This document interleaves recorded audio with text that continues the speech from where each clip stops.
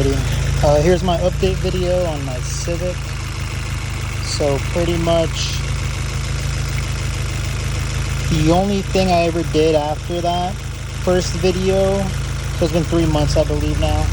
So pretty much I added that catch can like I mentioned, and then I also added the PLM's Precision Works K20 pulley that normally should go on a 8th gen Civic, but instead I added it to this car obviously, and the belt is a 2014 CRV belt, and that's pretty much it. And the upgraded fuel pump, of course. So I added the upgraded fuel pump, the 65C, and then like I mentioned, CRV belt with the K20 pulley, lightweight, and then obviously the coil catch can. And that is pretty much it. Right now I'm getting it retuned with Yash Tune. So far pretty good.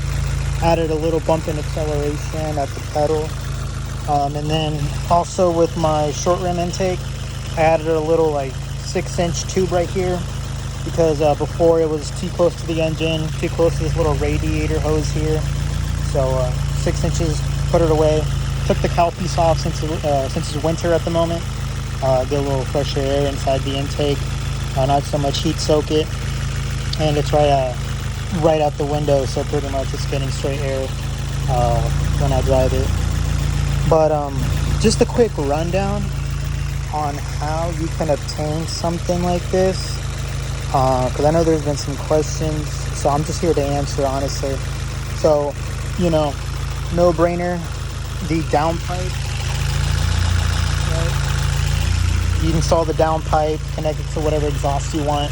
You can, whichever brands you want to add, and then from there, in order to add the RBC to your 9th gen, if you're not gonna cut it, you have to get this PRL. It's like a little plate adapter. It's pretty common. I think that's the only thing you can get to run the RBC, unless you get a cut one. And then it comes with everything, the PRL kit. You don't have to worry about nothing. It comes with the gasket and everything, the plate, O-rings, stuff like that, bolts. So it comes with everything. But in order to run that, you got to get for the fuel injector, because obviously the size of the injector is for 8th gen. Obviously this is 9th gen. Different injectors, different size. So pretty much, I think the brand is called P2R. That's what those little silver things are right there. So you got to get those from P2R. Unfortunately, they run about $70, surprisingly. If you can get some used ones, even better. But, you got to get those in order to run the RBC. Only way. And the best thing about my injectors is, some people have to pigtail it somehow. I'm not sure. But with alpha injection, right, it comes with these little adapters for me to connect to here. So I don't have to worry about any injector issue. I think if you get the RDX, I don't know if you're fine there or not. Yeah, I'm not too sure. This kind of took care of it for me, so that's why, I'd probably just recommend doing that, honestly. And then once again, that's how to run the RBC on your 9th gen, right? P2R injector adapter, PRL kit for the RBC, and that's how to run that. Serimoto's big bore throttle body kit, 70 millimeter. I had to bore the RBC out 270 millimeters. I did not bore out the runners, but I had to cut the RBC myself. And then this is plug and play. Most people will tell you from your original 9th gen throttle body, you have to take off your computer, or not the computer, but like the little socket piece, like a little gear, and add it to whatever you're putting on. You don't have to do that in this case. I don't know if the brand does it for you or if the Ridge lines come like that, but you don't have to change out anything. It's a plug and play kit, literally what it says in the kit. And also, there's no installation video or anything really. They honestly give you nothing. Like, they expect you to know what you're doing. I kind of know what I'm doing, but it was my first throttle body. So just to give you a quick rundown. Oh, and also, in order to run, they don't tell you this, but in order to run the throttle body, in this case, you have to get this extender right here. See this extension? It's literally a 6-inch extension, because that is not going to fit into that. You see? This I bought pre-made already. I don't know the brand or the company or whatever off the top of my head. There's this YouTuber called Millmast. Yeah, Millmast. And honestly, best content for everything. He's the YouTuber I saw to install my RBC. I did everything myself, but I watched his videos to get all this, done. He is not posting at the moment anymore. No one knows what happened to him. He just disappeared. Hopefully he's doing good, but if it wasn't for him, I would have never knew about my problem I had with my timing chain. But pretty much he showed me how to install the RBC, and then obviously to get this extension right here for the throttle body. And like I mentioned before in the video, just to give you a quick look, that right there, they're plugged. Normally this goes into that, and this one goes into the other one, which is right there. But like I said, water doesn't freeze up here, so coolant runs from there. It came with this little fitting right here, and that takes care of that. No coolant runs through here, and that's pretty much that. And this thing gets really hot to the touch, so I can only imagine that going through my throttle body. But nonetheless, it came with these fittings here, the lines. It comes with everything, and that's how you plug it in, right? I'm letting you know now, that's how you do it. There's no video. You can't find nothing about this throttle body, surprisingly. But just to let you know, that's what it's for. That is to pretty much run it through there. And then once again, this plug and play kit, you just have to get this extension, and that's it. Plug up those. It doesn't come with plugs. You got to get it from like AutoZone or something, and that's it, right? That's all you got to do. This short rim intake, like any other intake, plug and play, easiest thing. Just transfer over your map sensor, and that's honestly it. Yeah, so that's it with that. Intake, cheap, doesn't matter. Normally there's somewhere you have to relocate the battery and whatnot. I plan on doing that sometime in the future, because I do plan on running boost on this car. And like I said, budget. Like, I'm honestly going to do it myself. Get parts myself. Like, I'm not going to buy no $5,000 kit. I'd rather just do it myself. Like, the concept seems easy. Like, I'm over here doing it in my head, and I just got to do it. I just got to obtain the parts and do it myself. And that's pretty much it. The only hard part I'm going to have is obviously welding and mocking up the whole downpipe hot side. But, I'm down to learn. I'm down to figure it out. So that's what I'm going to do.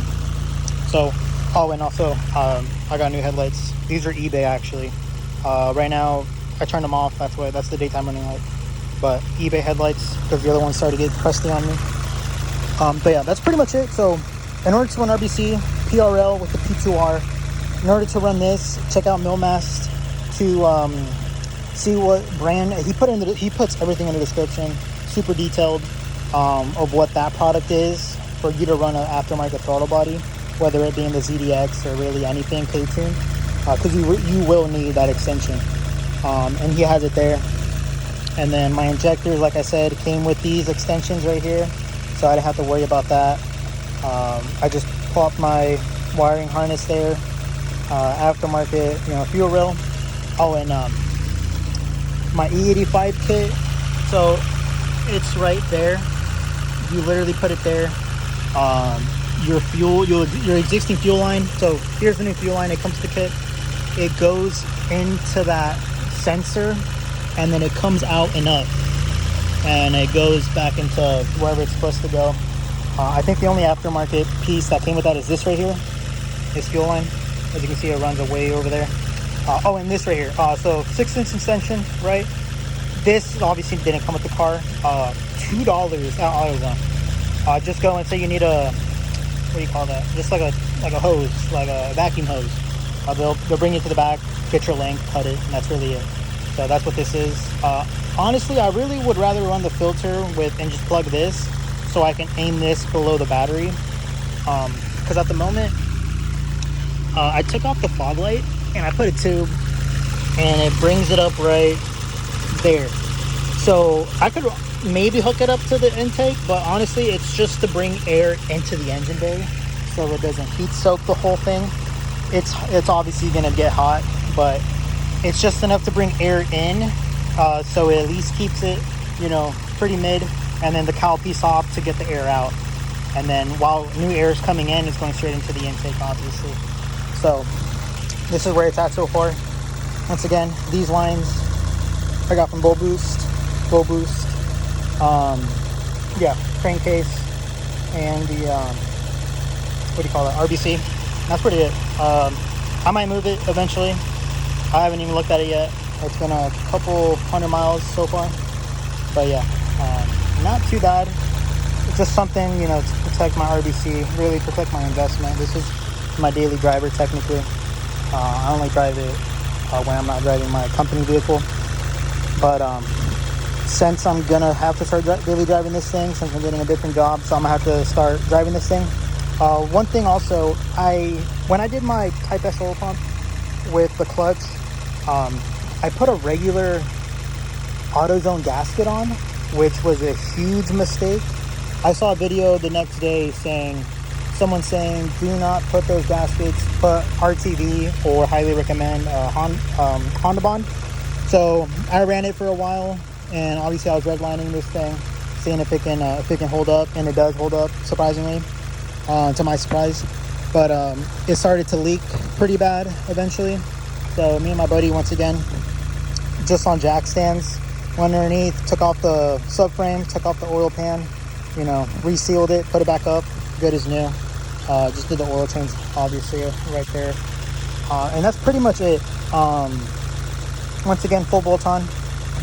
Skunk 2 stage 1 cams, as you can hear them. Type S oil pump. RBC, big bore throttle body kit. Short ram, unfortunately. But, you know, since I do want to run a turbo kit, I'm expecting to do that by next winter, hopefully, if all goes well. I do plan on turboing this thing by next winter. To give you a quick kind of what I'm trying to look at here, I do plan on moving this to the rear. It seems pretty easy. I hear you don't need this thing no more, this negative thing plugged in. Save this connector, the negative connector. All you have to do is, with this positive connector, hook up a 0 or 4 gauge recommended. 0 recommended, 4 is reasonable. It's a little, you know, thinner. So either run it underneath the car or through the cabin itself into the back with the battery hold down, and that's really it. So seems pretty easy. I've dabbled in electronics myself when it comes to electrical. Do not have the ASC for it, but I did attempt it. Failed by a couple points, but you know, like I said, I have dabbled in electrical, so I'm pretty content in doing it myself. So that's a future plan there, relocating the battery to have more space for a turbo kit. And yeah, so I'm not gonna have a side window or nothing, just pretty much behind like the Mach Speed turbo kits or the Purell turbo kits, just like that. But obviously, like cheap parts, not like cheap parts that I know it's gonna break on me. Like I'm talking like decent quality parts that will last, you know, like the daily drive. And when I first got this car, I wanted to like push big numbers, which I hear stock block can push like 450. Anything above that is danger to manifold. But honestly, I'll be content with a low PSI on this car. Technically, with all the mods I have on it now, low boost, I should be at 400, when any other 9th gen on low boost is roughly around 370, I believe it was. So with the mods I have, with the E85, the cams, the oil pump, this thing should see 400 no problem on low boost, and I'll be more than happy with that, to be honest with you. I do plan on keeping the engine in the car, running a 9th generation engine, a Z7. I would love to put a CRV block with a K20 head, pushing up to like, you know, 600 wheel horsepower, but at least not at the moment, you know. I'd rather just keep this block in here, push 400 wheel, you know, and I'll be happy with that. So yeah, once again, exhaust system downpipe, cams, oil pump, RBC, everything you need to do RBC, the stuff you need to do the aftermarket throttle body with the extension, a little short ram intake, and that's pretty much it. Right, I got the mounts, Boomba mounts, full bolt on. I haven't dynoed the car. I do really want to. This thing should be in the realm of 240 wheel horsepower. I just haven't gotten time to dyno it, let alone make a video. Like I said before, way back there, I got Sirimoto's clutch master cylinder with the slave cylinder. That's all upgraded, like I mentioned before. And that is pretty much it. Motor is healthy. When I did my cams, everything still looked brand new. 85,000 miles I think it has now. Everything looks brand new under the valve cover. When I did my oil pan job the other day, I looked underneath the valve cover. When the oil came out, no glitter, perfect. I do have a little magnet on my oil plug. A little bit of like shavings, but that's normal wear from the cams settling in. And everything looks healthy, thank God. Everything's perfect. Currently getting tuned, like I said.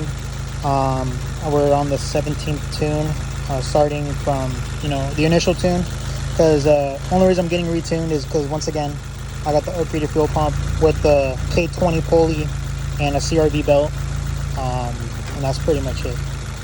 So 240 wheel horsepower, at least it should be pushing that. I do want to dyno this thing and I see what it really makes. But yeah, that's the update. I'm gonna try to get some polls in here in the video, and we'll see from there.